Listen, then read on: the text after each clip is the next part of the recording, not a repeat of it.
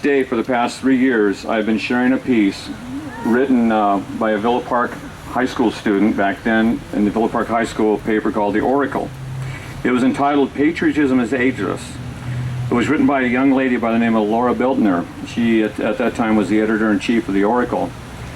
And I thought it very appropriate that for the first time in 4 years, Laura's going to read her own piece. And where is Laura right now? Laura. Hello, Laura. There she is. Thank you, sweet.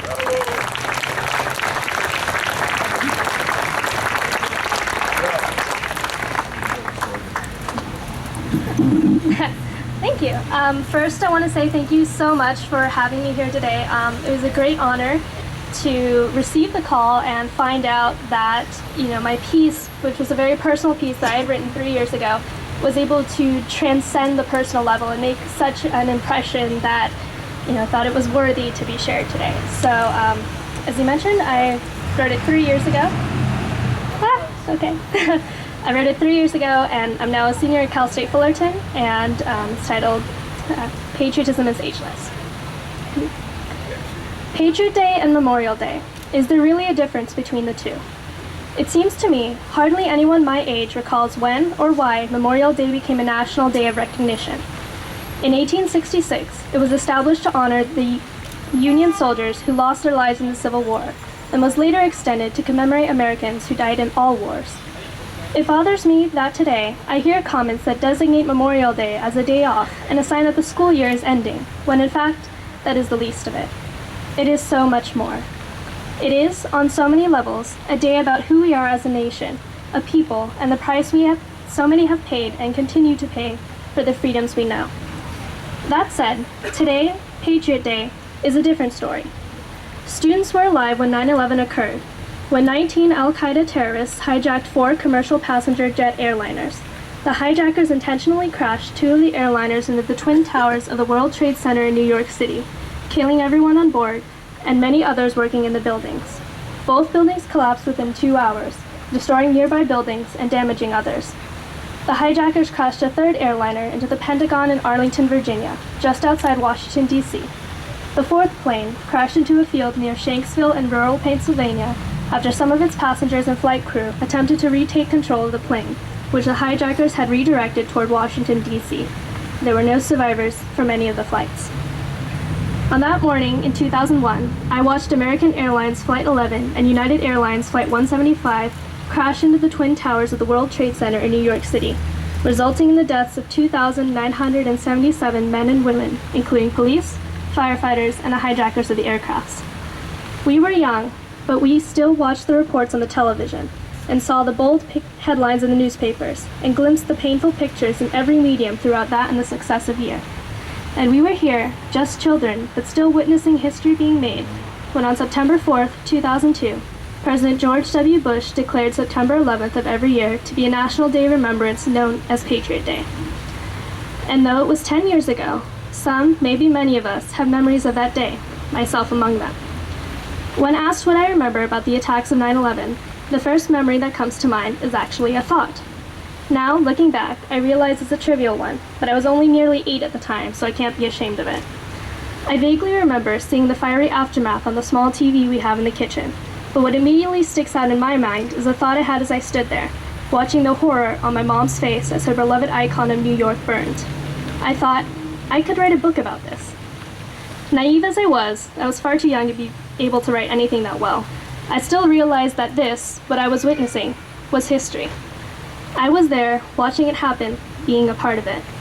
Even in my childish and rather presumptuous mind, I still recognized that this event needed to be recorded and immortalized, both in print and in the minds of Americans for years to come.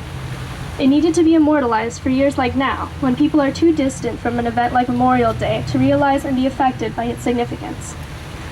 To me, Memorial Day and Patriot Day and all other national days of remembrance are the same.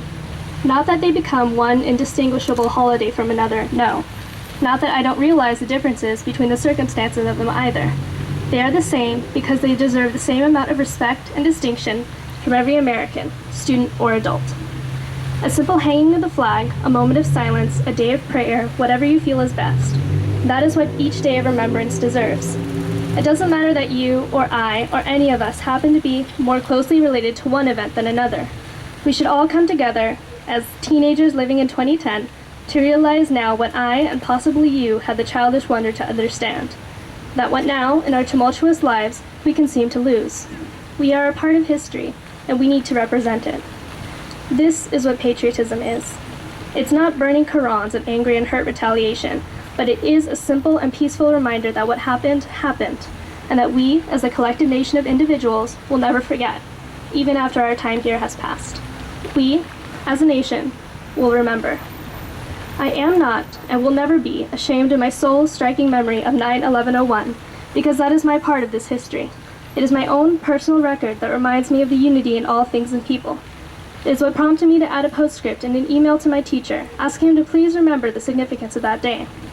And it is what prompts me now to ask you to keep your patriotism alive in your hearts, and through a peaceful demonstration or internal offering, to remember each of those days of special recognition, no matter when in history they occurred.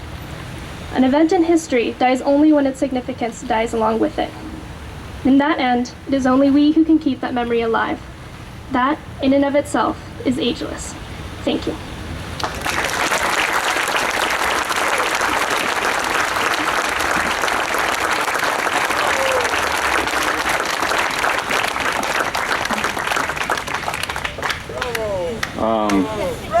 I've got to give a kudo to the principal of Villa Park High School. I'm known for quite a number of years.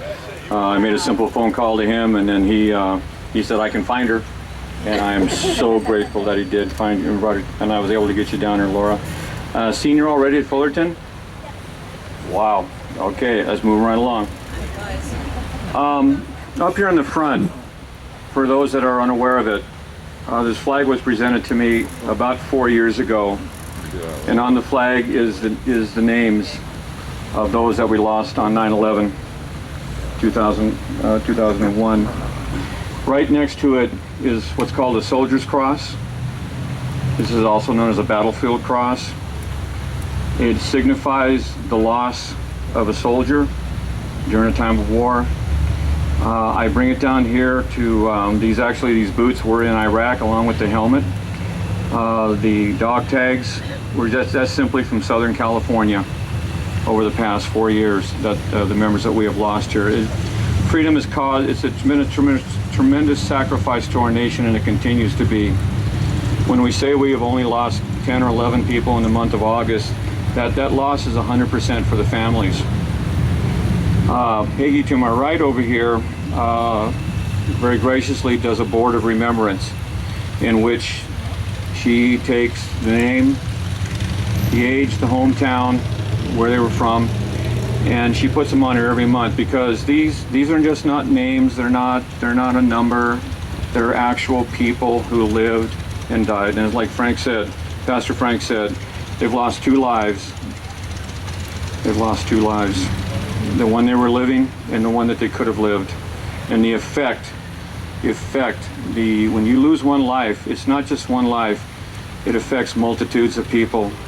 We are separated by so little. It is amazing, and I'm sure each and every one of you have come across a time when you bumped into somebody 5 states away, that knew your next door neighbor or something. I mean, it's amazing how small a world this has become. So I thank all of you that have come tonight. This turned out to be a lot more than I expected. A very warm thank you to Mr. Short for bringing this choir out. I know that's not an easy feat. For Peggy for doing the board, for my World War II veterans for being out, to the Boy Scouts for being here, to our councilman coming out, for my wife for putting up with me, because I've been dealing with this for the past couple of days, and I'd let it go and I'd come back to it. This flag ceremony, it means a lot to the folks that come out here every week. And if it means anything to you guys, you're invited out every week. We come here every Wednesday evening to remember and to give thanks for those that are no longer here, to remember those that are here, and especially thank you to the ones that are doing the duty that keeps us out. The sacrifice for those that are signing on that dotted line, I think is just amazing, absolutely amazing, and that's why we hold our veterans in such reverence. Last but not least, active duty personnel that have not gone out to dinner with us, you will be going out to dinner with us tonight if you'd like. We started a little fund here a little over a year or so ago, and we take our active duty personnel out to dinner. I'd love to take you all, but didn't win the lottery this tonight. JR, everybody that knows JR built the Wall of Remembrance. He's right now back in New York today, and he sent along a message during the service here. He wants to thank everyone for the support for the Vision to Victory that has placed him in New York today, and we'll send our best back to him. And I'd sure like to know what's going on back in New York. I bet it's interesting. Before I go to my final word, we always, I told you, our World War II vets, they mean a lot to us, and we have a birthday today. Mr. Whiting, are you about 90 years old today? That was last week, and we forgot you. Was it the 4th? The 24th of August. 24th of August. Well, you get happy birthday tonight.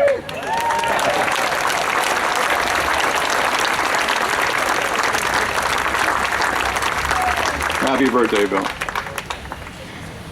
My final thoughts for today was written by Adlai Stevenson. Probably, I don't know many people out there remember him. Very appropriate. When an American says he loves his country, he means not only that he loves the New England hills, the prairies of glistening in the sun, the wide and rising plains of the great mountains and the sea. He means that he loves an inner air, an inner light in which freedom lives, in which man can draw the breath of self-respect. And from John Kennedy, let every nation know, whether it wishes us well or ill, that we shall pay any price, bear any burden, meet any hardship, support any friend, and oppose any foe to assure the survival and success of liberty. And I would add into that the freedom of our nation. Thank you once again for coming out tonight. Mr. Short, if you could have your choir do the national anthem for us, I would really appreciate it. We're going to the national anthem. I'm sorry, I got ahead of myself. We'll have a closing prayer, then we'll have a national anthem. Yeah. Oh my goodness. Get up here. I forgot. I am very sorry. I've got an individual here that waits about twice a year, and I'm glad somebody finally poked me. Doyle. A clarion call, 9/11/2013. On this day of remembrance, we rally around the flag, boys, with a clarion call that our experiment in government is not complete. We here have long ago pledged to all our brothers and sisters in arms, without any fortunes, to recollect or reconnect with the sacred honor, to obey the Constitution. We are citizen soldiers. The soldier part of the equation can be molded, but never the citizen should be. Take pride that you were given a propensity to have a free mind. We stand on the shoulders, far removed from the distant past, of giants stoking the fires of freedom at our revolution. Not so long removed for the horrendous events of this day. We must fortify. We must harden our resolve to preserve the values that make our experiment the hope of mankind and a light to the world. On the streets of Manhattan, at the Pentagon, the field at Shanksville, the optics of the day were billowing clouds of pulverized concrete laced with 8.5 by 11 sheets, hurriedly attempting to collate the many messages in futility. Lady Liberty shed a tear for her huddled masses of over 90 nationalities during the killing of the innocents. Over what? Religious zealotry? The Freedom Tower now rises, 1,776 feet high, a symbol of our tenacity and indomitable spirit. God bless America. Back on the 1776, our founding, the 76 who signed the Declaration were men of means, well-educated, lawyers, jurists, merchants, farmers, and plantation owners. Knowing the price was death, they signed. Their plight? 5 captured, tortured before death. 12 homes ransacked and burned. 2 lost sons in the army. 1 had 2 sons captured. 9 fought and died. Carter Braxton, Virginia, wealthy planter and trader, saw his ship swept from the seas by the British Navy. He sold his home, properties, to pay his debts and died in rags. Thomas McKean, so hounded, was forced to move constantly. He served in Congress without pay, family in hiding. His possessions were taken and poverty his reward. Vandals or soldiers looted properties of Ellery, Hall, Clymer, Walton, Gannett, Hayward, Rutledge, and Middleton. At Yorktown, British General Cornwallis took over Thomas Nelson Jr.'s home for his headquarters. He told General Washington to open fire. Home destroyed and Nelson died bankrupt. Francis Lewis, home destroyed, jailing his wife, whom died within months. John Hart was driven from the bedside of his dying wife. Their 13 children fled for their lives. His fields in grist mill were laid to waste. For over a year he lived in forests and caves, returning home to find his wife dead and children gone. He died heartbroken shortly after. Morris and Livingston suffered similar fates. All these were not wild-eyed ruffians, but soft-spoken men of means and education. They had security, but they had valued liberty more. Standing tall and unwavering, they pledged, quote, "For the support of this declaration, with a firm reliance on the protection of the divine providence, we mutually pledge to each other our lives, our fortunes, and our sacred honor." They gave us a free and independent America. We were British subjects, yet we fought against our government. We, you and I, take these liberties for granted. In the course of this Patriot State, take time to thank and remember these patriots and those over the horizon of the past for their heroic contributions. Is it too much to ask for the price they paid? See, no matter how much we emphasize that freedom is never free, we, with a tumult worldwide, are at a crossroads of destiny. This is our time, our voice, our moment at the ballot box, the jury box, or the bullet box. In a quote from America's Mayor, Rudy Giuliani, 23 September 2001, quote, "Like our founding fathers who fought and died for freedom, like our ancestors who fought and died to preserve our union and to end the sin of slavery, like our fathers and grandfathers who fought and died to liberate the world from Nazism, fascism, and communism, the cluster of arrows to defend our freedom, and the olive branch of peace have been handed down to us. We will hold them firmly in our hands, honor their memory, and lift them up towards heaven to light the world," close quote. Your country's sons and daughters across the land, over the sea, and in the air and space are the force for securing freedom. We, here assembled, are among the 1% that keeps the 99% free from harm. There is a caveat here. Beware a false flag. Remember the Maine, 1895? Pearl Harbor, Gulf of Tonkin, weapons of mass destruction in Benghazi. Is there a bliss of ignorance this day and age? Rally round today, maybe muster tomorrow.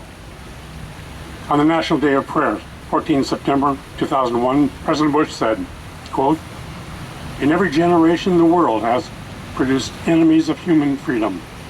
They've attacked America because we are freedom's home and defender. And the commitment of our fathers is now the calling of our time." And in the State of the Union message, our enemies send other people's children on missions of suicide and murder. They embrace tyranny and death as a cause and creed. We stand for a different choice, made long ago on the day of our founding. We affirm it again today. We choose freedom and the dignity of every life, close quote. What do we stand for? A declaration of dependence? Is the Constitution a wrinkled parchment to be trampled on? Are the legislators looking out for special interests that are not your own? Is there a parasitic infestation in D.C. and in all halls of power? Oh, but I'm just one person. What can I do? You are the promise, the hope to feed the fire of freedom anew. The clarion bell awaits. This time it won't crack unless you do. USA, USA. Come on, USA, USA.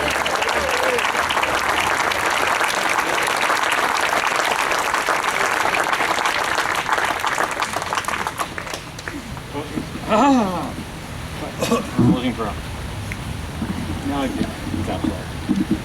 Not yet. Yeah. It's more memorial. Ladies and gentlemen, today is the first day of the rest of your life. Many of you have heard me say this before about the price of freedom. When I lay on the battlefields in Vietnam, seriously wounded, I wonder if it was all worth it. I did a funeral a while back. A man was killed in the War on Terror.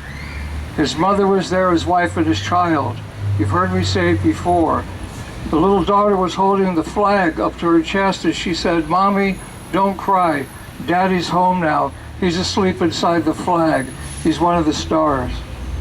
And then she looked at me and she said, "Pastor Frank, do you want to see my daddy's medals of honor?" And I said, "I'd love to." She pulled out his dog tags and I said, "Honey, those are your daddy's dog tags." And she said, "I know, but my daddy said anybody that serves their God and their country gets to wear these. They're the soldiers' medals of honor." Ladies and gentlemen, thank you today for coming, supporting all of us here, our troops. God bless all of you. It is in God we trust. Amen. Amen. Amen.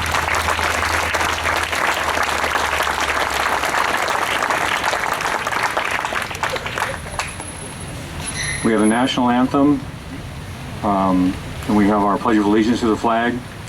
We'll have our formal flag lowering at that time. I ask all of you that while the flag is being brought down and being folded, that we respectfully just kind of hold our places.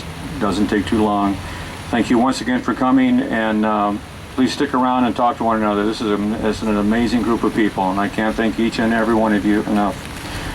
With that, Mr. Short, and again, thank you, Mr. Short, for bringing the group today.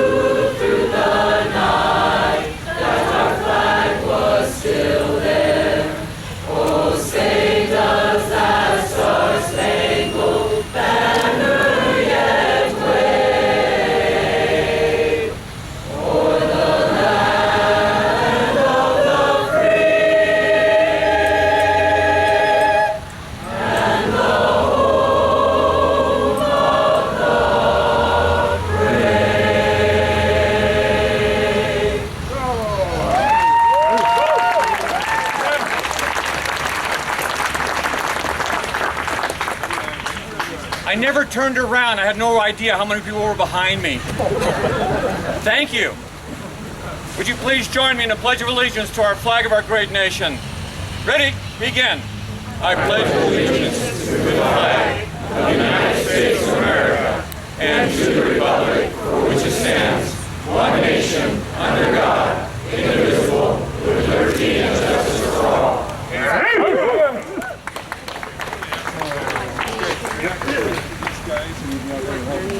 Yep, I got Gunny, where you at? I got you. Gunny's standing to my right now. He was one of the original, I got to say, about 9 of us that started out here a little over 5 years ago. He's kind of our, when he shows up, he's our official call to order. So Gunny, if you would, please. Feet down, up, and judge. Present. Do not play.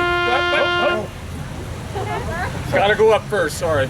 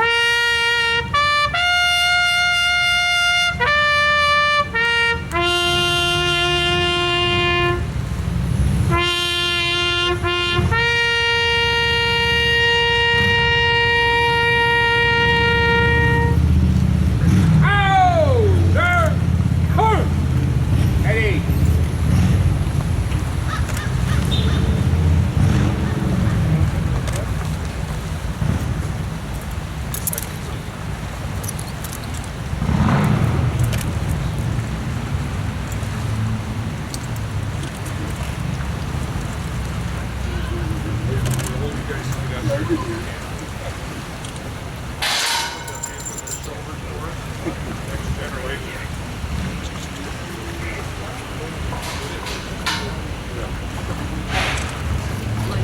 you give me a hand for a second?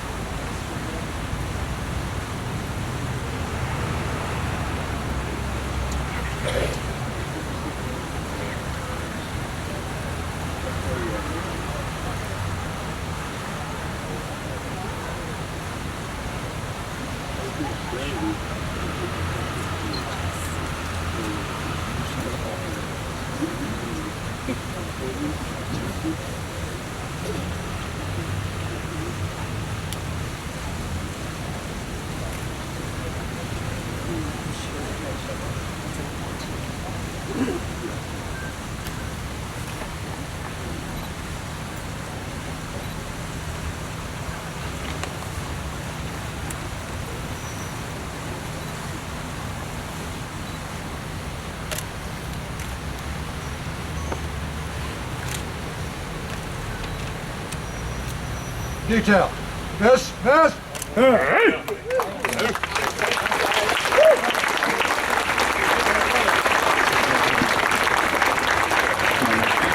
want to thank Mr. Mike Alvarez for coming out tonight, City Councilman with the City of Orange. If there's